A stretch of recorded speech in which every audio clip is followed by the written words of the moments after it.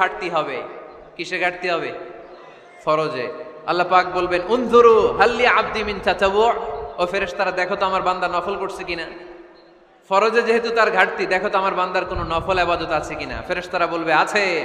আল্লাহ বলবেন তাহলে ফরজগুলার যেহেতু ঘাটতি, নফল থেকে কিছু এনে ফরজে বসাই দিয়ে ওগুলোর ফরজ বানায় দাও।